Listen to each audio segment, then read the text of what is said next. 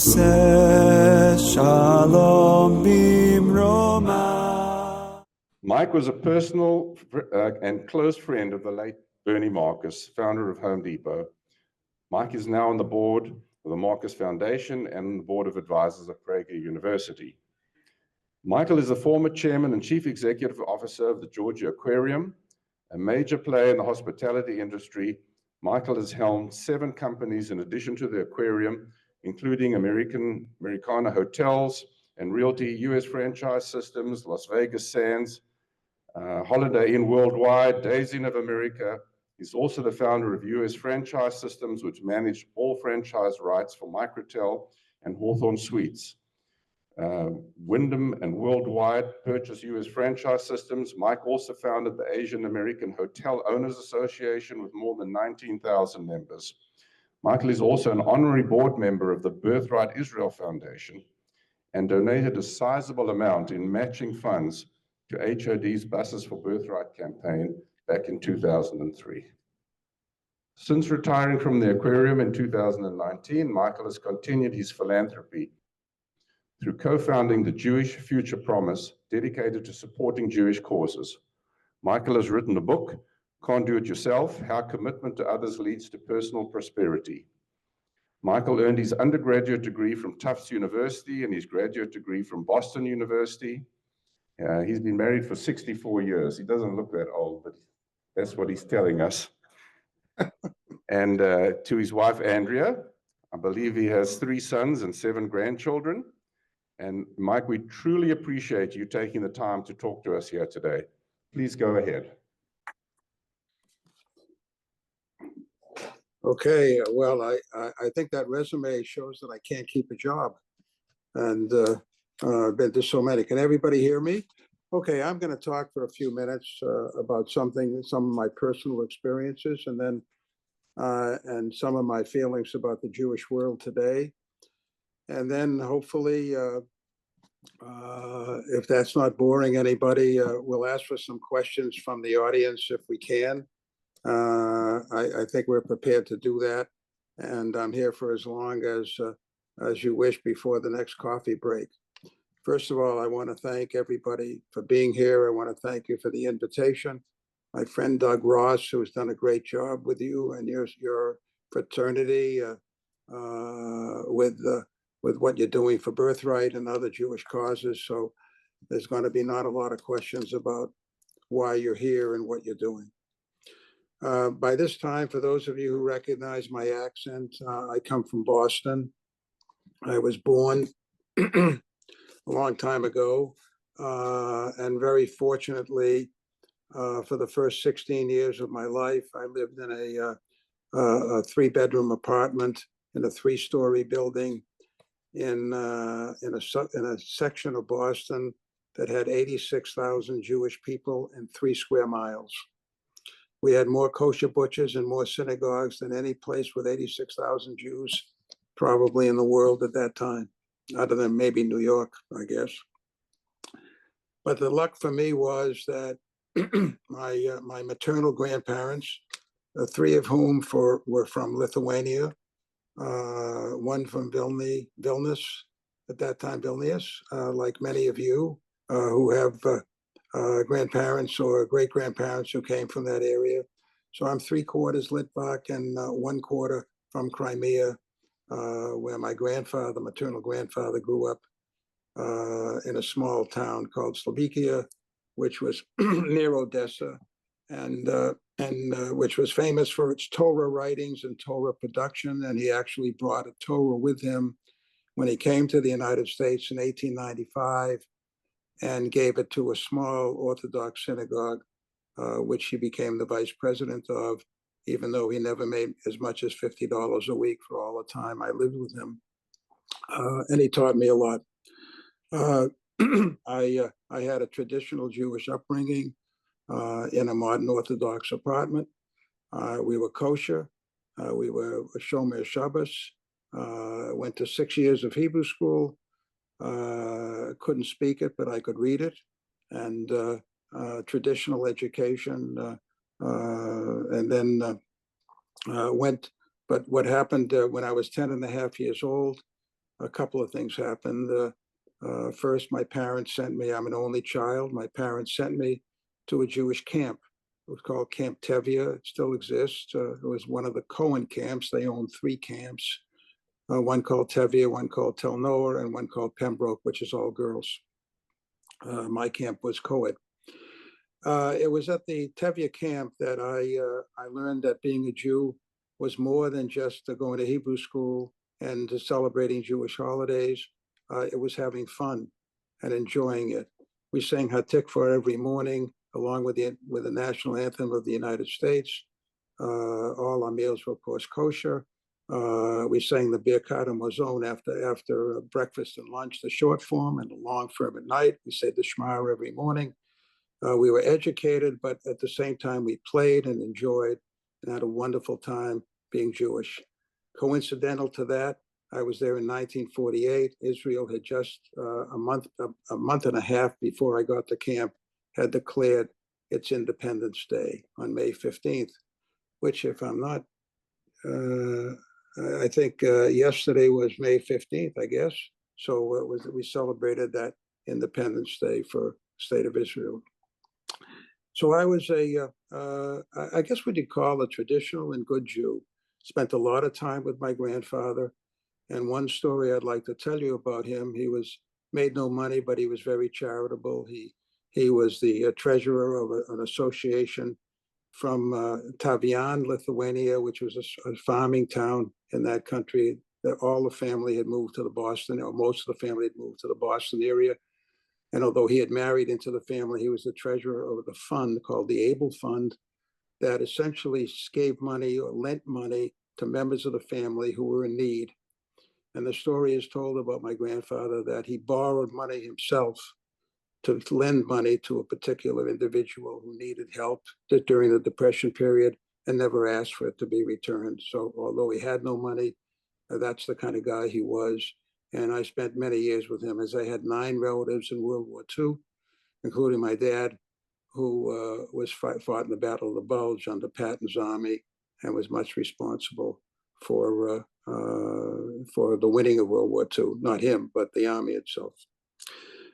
Strangely enough, I have some family relations. And I know many of you, not all of you, have backgrounds in South Africa.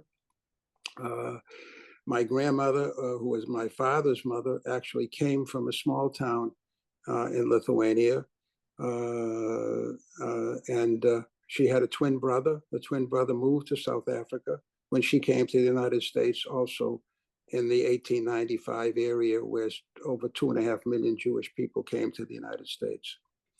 So I do have my father's first cousin passed away after we visited her in Israel in 1971. And her son and her grandchildren are still there in Israel. I see them every time I go. They run a travel business. Originally, he came to a kibbutz. He told me when I met him in 1971 that he no longer stayed in the kibbutz because he didn't want to be a socialist. He wanted to be a capitalist. So he went in the travel business. I said, well, what do you do for travel business? He said, well, I run Christian tours only. I said, you run Christian tours? I thought there were many, many tours in Israel that were Jewish tours. He said, yeah, but I said, I like to do the Christian tours. This is now 50 some odd years later. They're still doing the Christian tours. And I said, well, why? What's the difference? He said, the Christians don't complain. So I know what it's like because I do a lot of work in the Jewish world, also in the Christian world, believe it or not. At any rate, so I have a South Africa background a little bit. I've been there. I visited I guess my grandmother's brother is long gone, but I visited a garage he had in Paarl on my way to the wine country once in Cape Town. So I wanted to make a stop there, and the garage was still there. Of course, he was there, not there, and the people there didn't know who he was anymore. So that's sort of the background I had. What happened to me was that I went away from the Jewish world. Other than belonging to a temple, after I got married in 1961, after I had 3 sons, all were bar mitzvahed. I was more interested in my sons playing hockey and other athletic events. They did go to Sunday school or wherever it was, but I was not involved in the Jewish world at all. Then I moved to Atlanta in 1985 to become president of a company. And for the first time, I guess the Jewish people in the city thought I could afford it, because the Federation called on me because my name as president of a company came out in the newspaper. I joined the temple. I got involved in the Federation of Atlanta. They took me in. They treated my wife and I, and my kids were all gone. They were in college at the time, as if we were local residents. And I became deeply involved in the Atlanta community, Jewish community, and met Bernie Marcus on the golf course as a member of a group that took me in the Standard Club, which was the Jewish club at the time. And then a couple of years later, Bernie offered me a trusteeship in his foundation. And so from 1987 or 8 on, I've been involved in watching what Bernie Marcus did charitably, how he worked, what his values were. And he basically taught me most of what I know, if not almost all of what I know,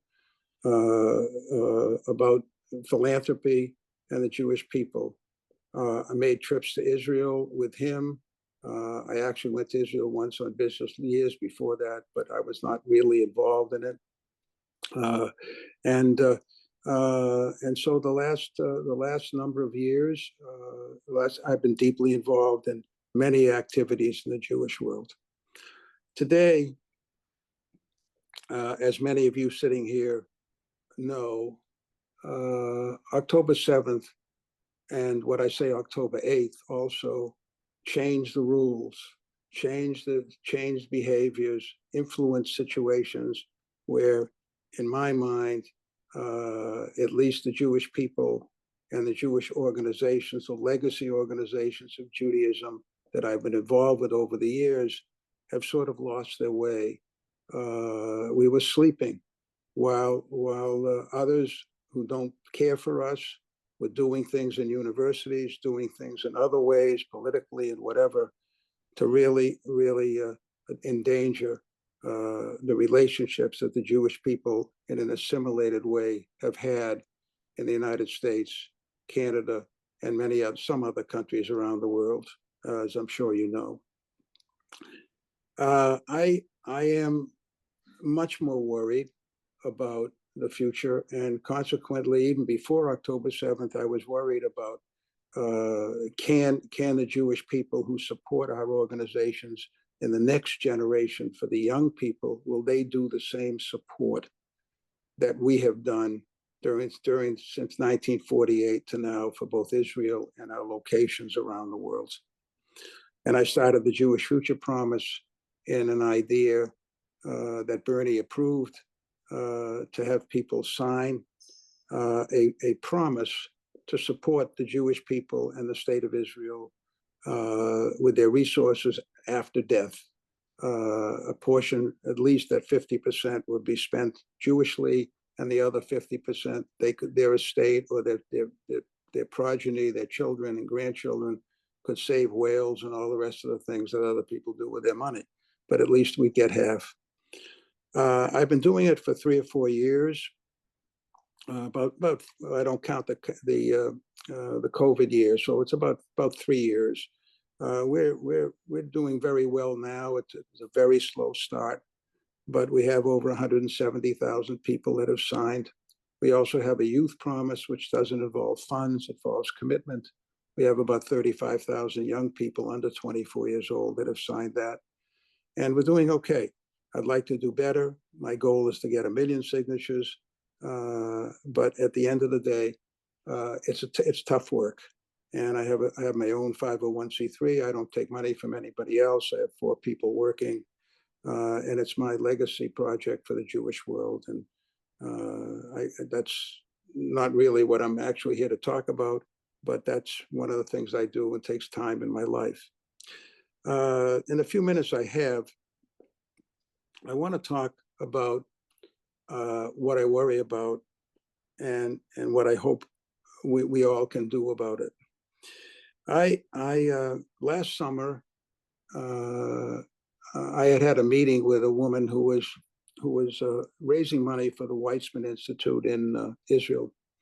I support a university in Israel called the Jerusalem Interdisciplinary College. Probably none of you have ever heard of it. It's a reasonably interesting university, but I don't support the traditional legacy organizations in Israel. They have plenty of money anyway, so I try to find somebody that needs it more. Anyway, she gave me Chaim Weizmann's autobiography. It's called Trial and Error. It was published in 1948. It's 600 pages long. It's divided into two books, one before the Balfour Declaration. And this is the first half, and the second half is from the Balfour Declaration on to 1948, when he became president of Israel. So last summer, I read it, and it took me the whole summer to read 600 pages. It was not easy. Of course, I knew who Chaim Weizmann was, but I didn't know where he was born exactly, and how he started, how he became a Zionist, what his relationships were with Theodor Herzl, with Jabotinsky, with all the famous Jews that many of you have all heard of. But the thing that interested me the most was that Weizmann talked about the Balfour Declaration because he was friendly with Lord Balfour when he was in Manchester, England. He stated that it was signed, I believe, in 1917, late 1917 or something. And he said he could have had it done 4 years earlier if the assimilated Jews in the United States, England, France, and Germany had not objected to it politically. They were afraid. They were afraid that there would be consequences of a Balfour Declaration. And so it was held up. It made me think about the danger of assimilation. As things get better for us as Jewish people, and I'm sure the people in this room would not disagree, we tend to forget, many tend to forget our history and the history of the Jewish people.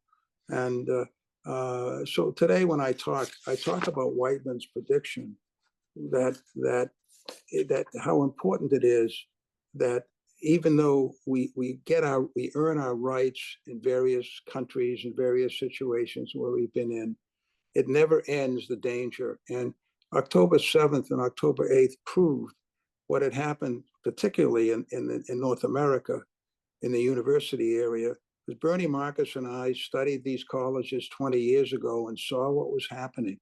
We saw that we were putting names on buildings, and the Arabs were putting their names not on buildings, but endowing professorships and integrating the university with their students.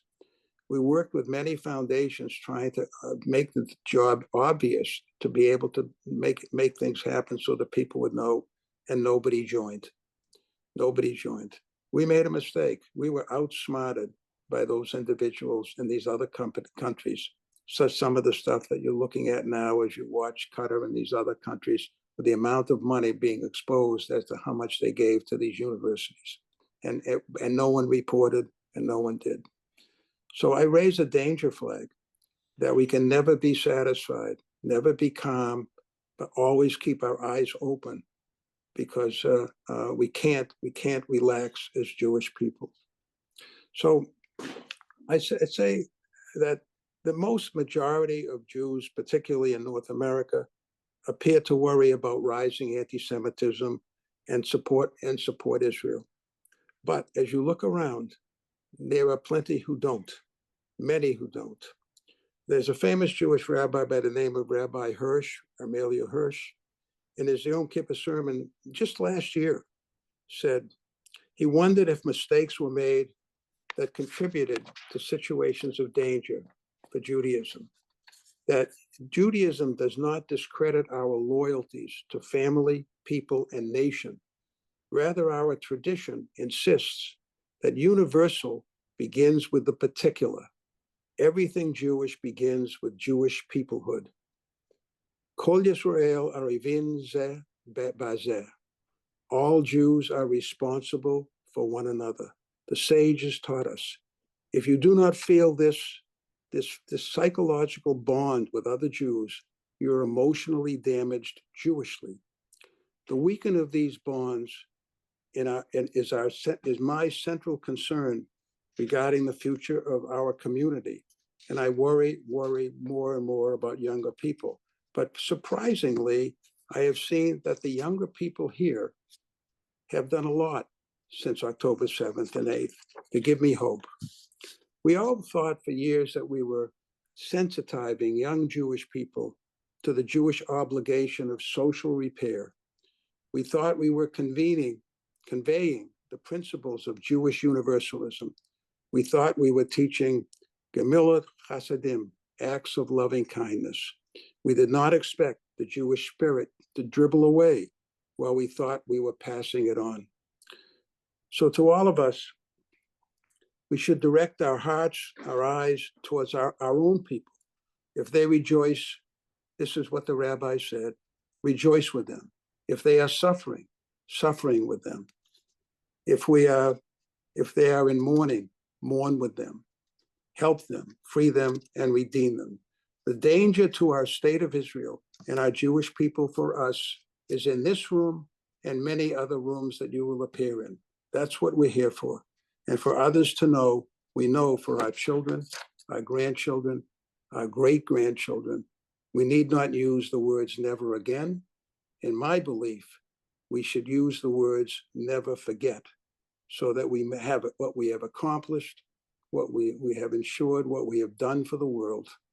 So at the end of the day, if there are 15 million of us now, after all these centuries and thousands of years, but look what these 15 million people in the state of Israel have done.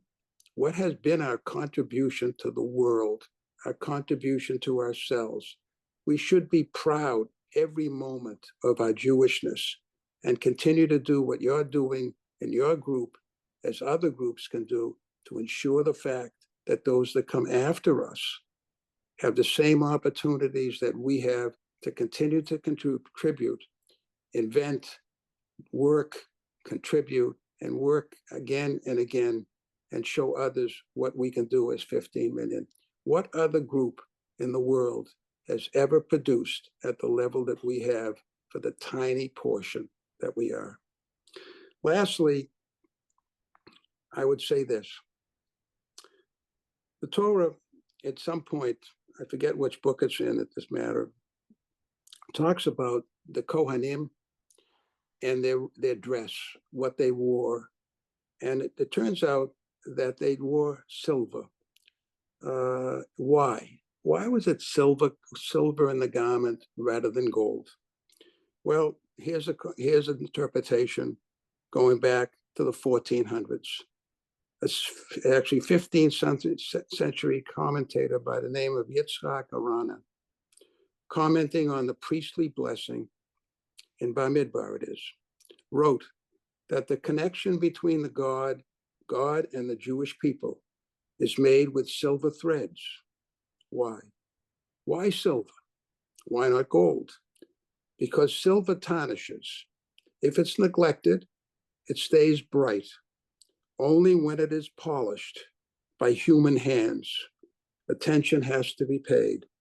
This is both advice to myself and a recommendation to you as well as others to be knowledgeable, active, and proud Jews, proud of our heritage, utilizing our treasures to burnish the silver threads, to say, Ani Yehudi, I am a Jew.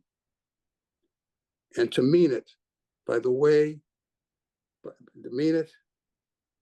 when you say it, and I hope you lead your lives the way you are now leading them, and others that come after you will say, Ani Yehudi.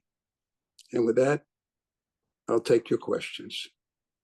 I have a question specifically about a little area that you spoke of. Legacy, is this related to codicil, to a will, and donating money on one's passing? I think you said you had created this organized promise, yeah, Jewish people. future promise. Could you expand on that for a little bit for us, please?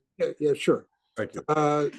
It is not, it is, if you're, if, whatever, the idea of the promise is first and foremost to commit yourself that if in fact, when you pass, there is money given to charity in your will, that 50% or more of that would go Jewishly. But the real purpose of it is not necessarily the money. The real purpose of it is discuss it with your children, your heirs, your spouse, and all, that they know that you are committed even then with the money you're leaving. So if somebody leaves $10,000 or $1 million or whatever, that when they draw their will, it's indicated in the will that they will have at least 50% or more of it. It doesn't ask that you write a will, which some people don't, some people will. But even if you don't, whatever is left for charitable purposes only, not for regular lifestyle. Even Maimonides said, you take care of your family first, you take care of the Jews second, and if there's anything left, then you can give it away to whatever you want. So essentially what we're saying is, many people ask, in my will, I've left some money to charity. Am I supposed to identify what charity it is? I said, well, in some cases you will, but what you left, at least make sure the Jewish people get half. That's what it, and tell your children.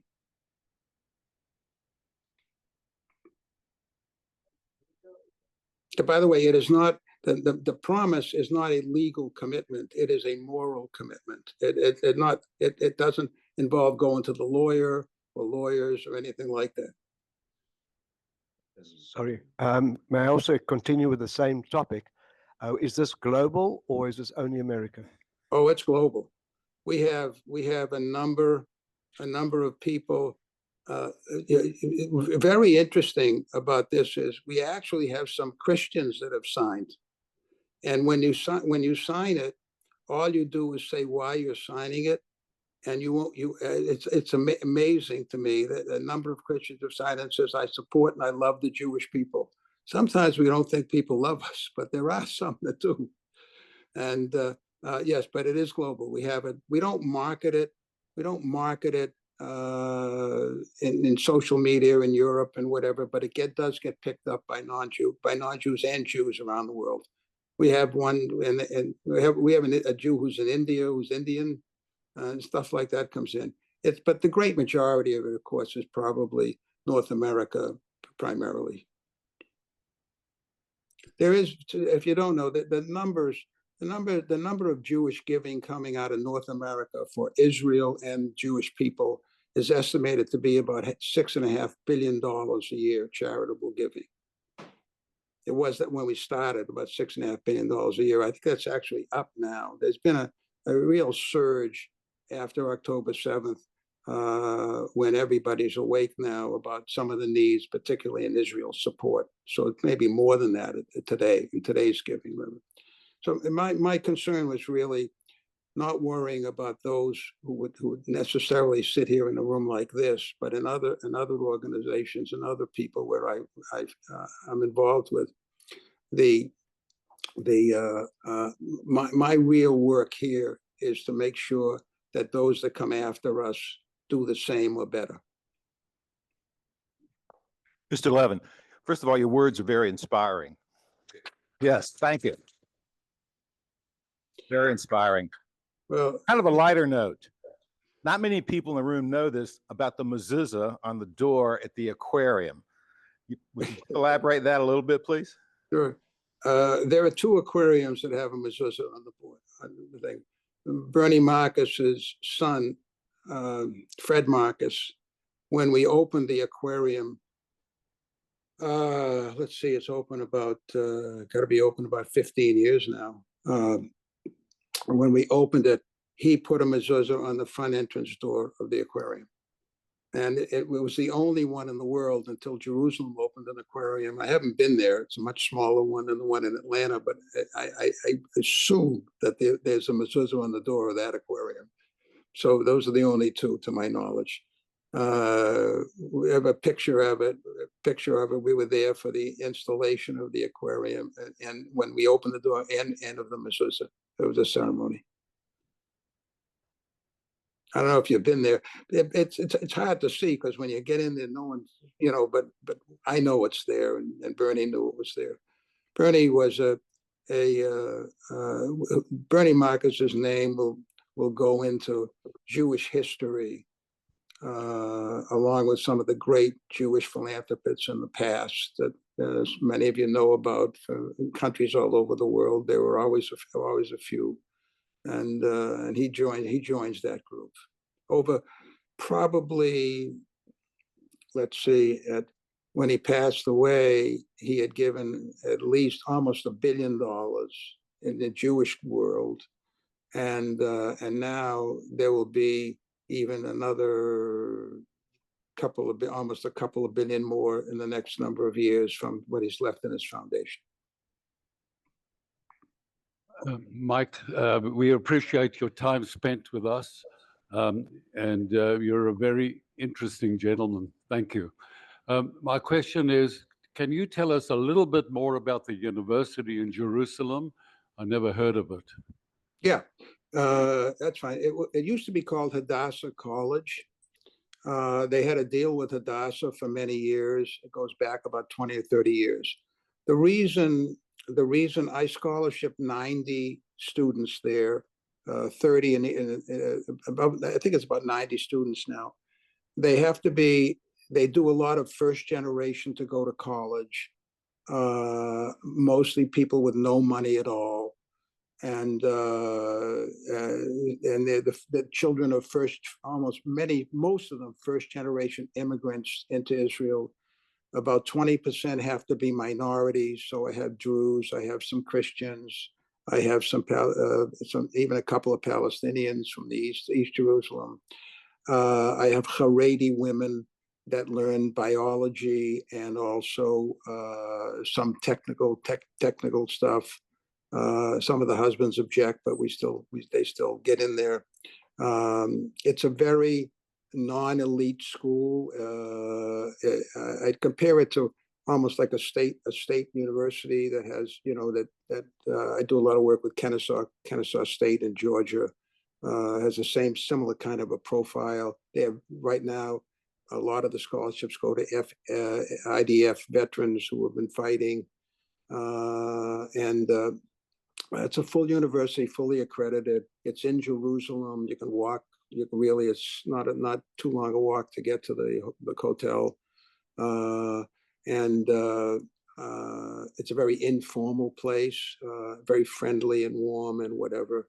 It's not a research institution, so it's called they changed the name to the Jerusalem Interdisciplinary College, and it's not very well known, but it's the people are really down to earth, really nice, and I've been doing it for about over 10 years now, and I'm a trustee of that university also.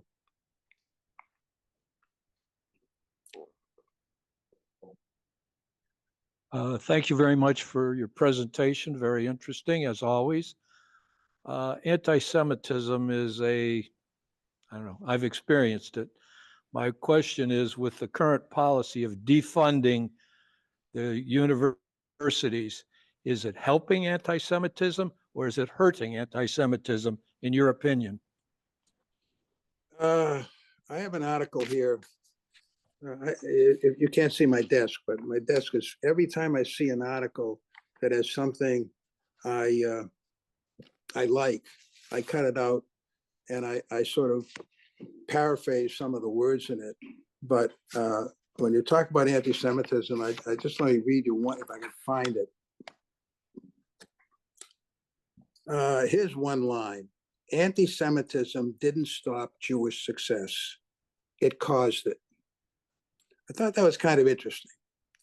It says, you wanted us out of your world. We built a new one.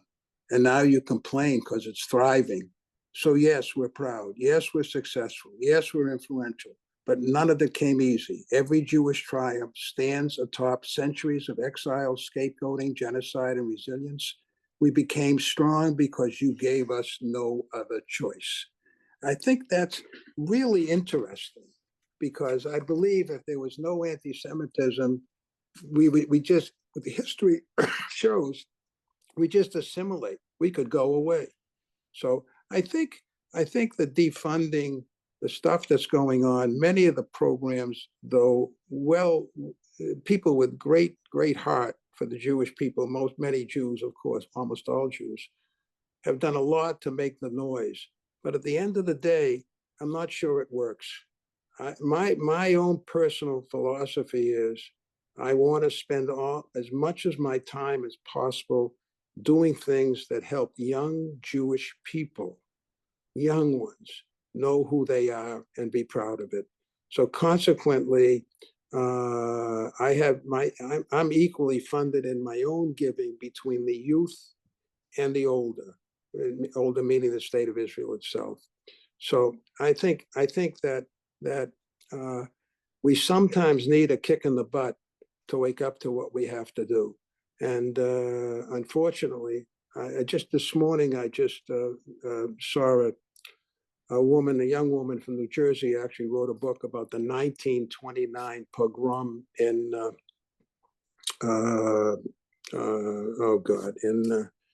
I'm blanked. The city it's in the west, it's in Judea, where Abraham's tomb is. Hebron. Yeah, Hebron. The Hebron pogrom. Thank you. 67 Jews, mothers, fathers, children slaughtered. And the discussion was about why it happened and how it happened. And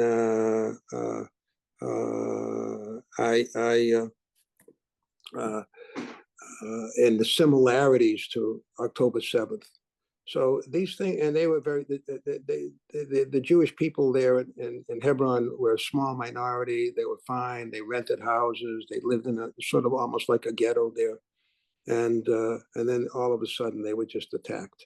So I think the answer to your question is, I think the good to really fight with anti-Semitism, we must build a future of people like yourselves, after you, with you, who continue to believe in the Jewish people and the state of Israel.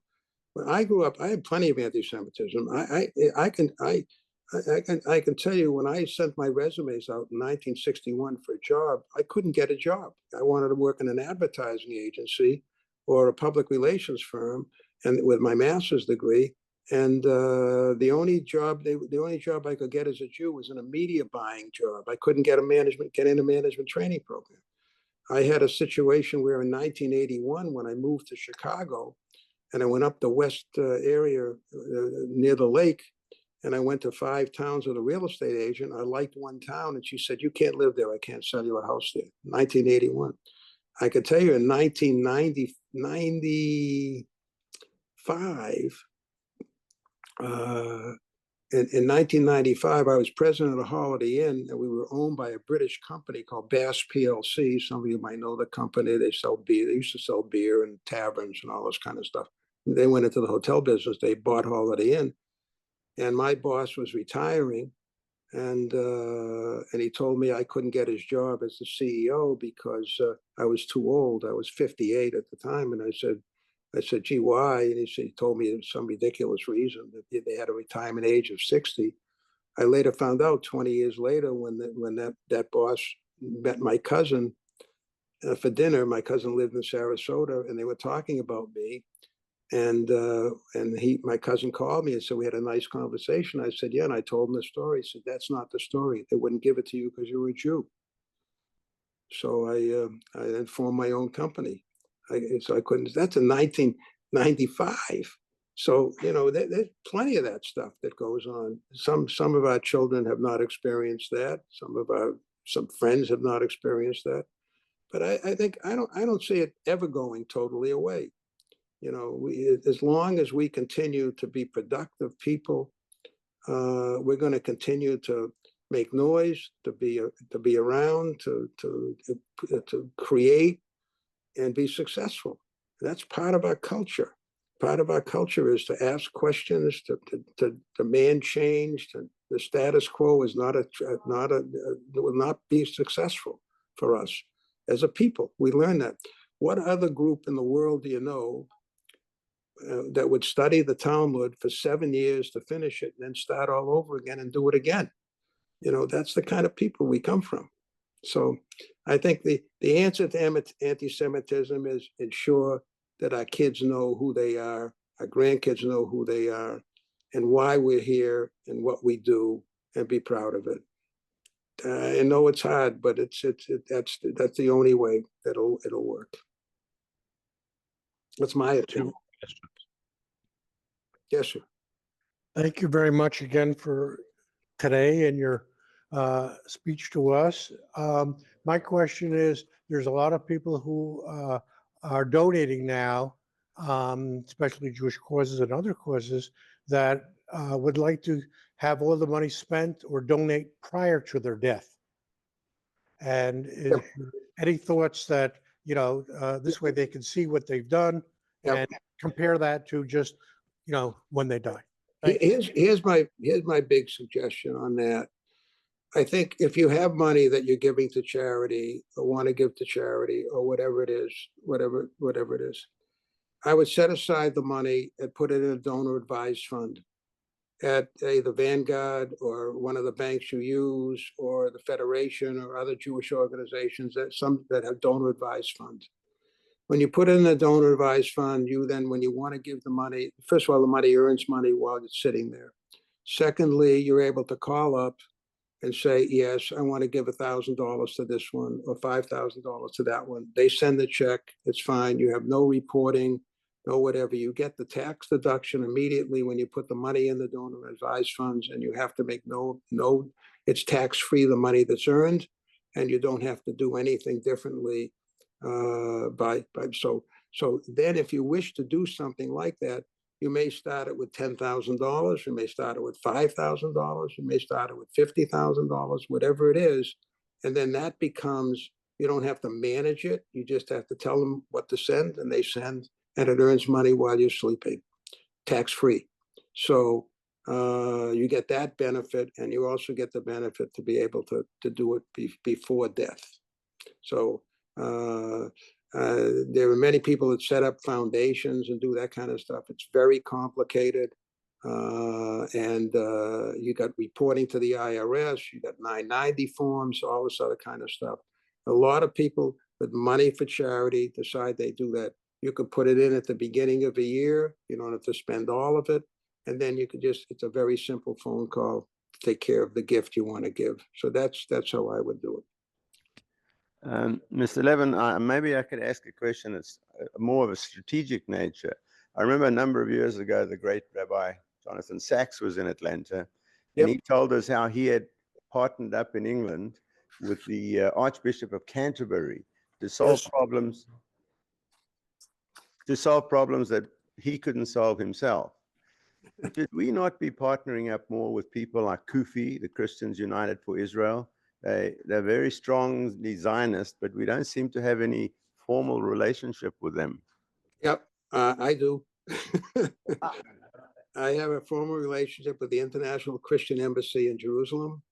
I just hired a person for them to work in the anti-Semitism, pro-Israel area.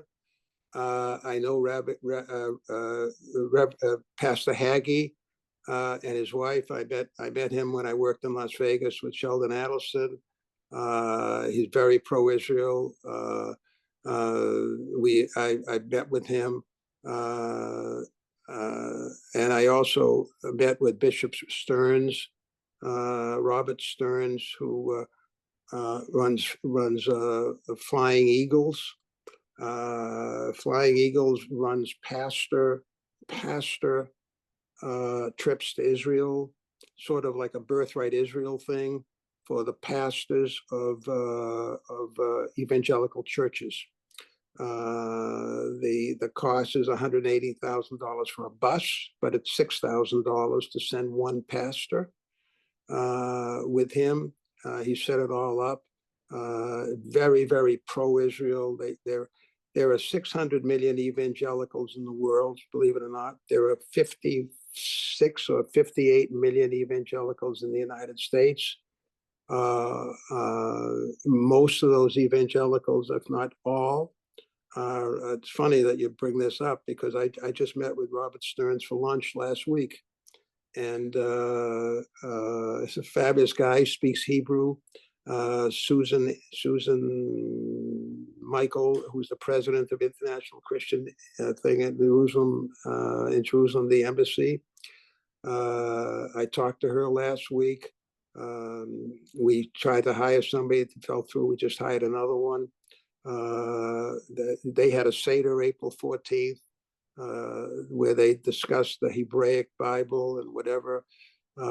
Look, if they want the Messiah to come, and as long as they support Israel, I'm happy to wait for the Messiah. So, I think it's very interesting because I just had a conversation with somebody the other day saying, if we spend $6.5 billion on 7 million Jews in North America and Israel coming out of America, we don't spend anything, relatively speaking, on the 57 million evangelicals who want to support Israel. Israel, when you have to be, I mean, I'm going to be 88 years old in November, so I'm older than, I don't think anybody here, you all look younger to me. But I got to tell you, when Israel became in 1948 a state, can I just close with one? Do you have a minute just to close with one story I'd like to tell you? Sure.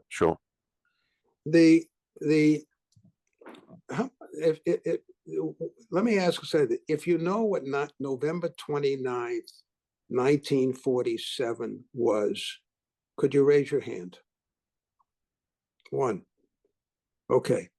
I'm not going to ask you because I'm going to say two people. November 29th, 1947. The person who raised your hand, did you know it happened to be a Saturday? Probably not. Okay. It was a Saturday. Saturday, November 29th, 1947. I came home after running the youth, not running, but being at a youth service at the Orthodox show down the street from where I live in the apartment. And it was about 1 o'clock in the afternoon, I guess, something like that. And I came into the apartment, and my grandfather was sitting at the kitchen table, and the radio was on. And I looked at him and I said, "Pop," I said, "the radio's on."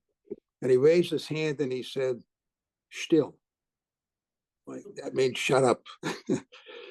And then I saw he had a pencil in his hand. And he had a piece of paper, and he kept writing on the piece of paper. I said, "Pa, it's Shabbos. You can't write on Shabbos." And he said, "Still." And then he started to cry. Now, I don't know. I've never seen my grandfather cry. Probably none of us have. He started to cry. And I looked at him and I didn't know what, and he said to me, "We have a home." Now, I was 10 years old. And I didn't know what he's talking about. But what he was talking about was the partition was voted on in Lake Success, New York, that afternoon of November 29th, 1947.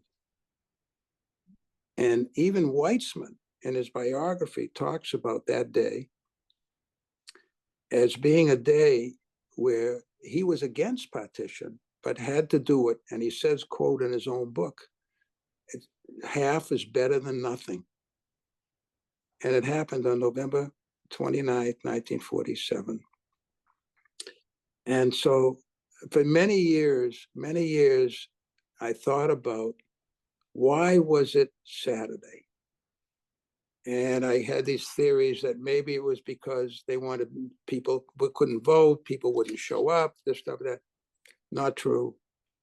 What's true is God picked that day.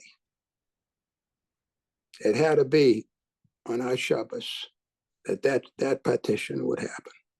So as years went on, I thought back about my grandfather crying, and every time I've been in Israel or think about Israel and how it changed my life, my personal life, and all of our lives, that we have a homeland and a place that we can go to and be proud of for all these years.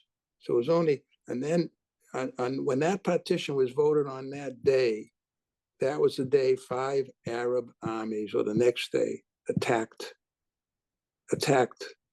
before we even had the independence in the state. So that's my personal story about why Israel is so important to us, because it was so important to my grandfather. And with that, I'll say thank you for your attention. And but remember, November 29th, 1947, that was the critical day in the Jewish people's history. Mike, we just want to thank you. I'm sure I speak on behalf of everybody here for sharing your very valuable time. We want to really thank you for your sharing your valuable time, your insights, and inspiring us to do more. We're a small group, but we do a lot. And thank you. I'm sure I talk on behalf of everybody. Thank you very much, everybody. Have a good day and a great meeting, and good luck, and keep up the good work. Whatever you do it's so important. It's so important. Take care. Bye-bye. Shalom, shalom aleinu, v'al kol Yisrael.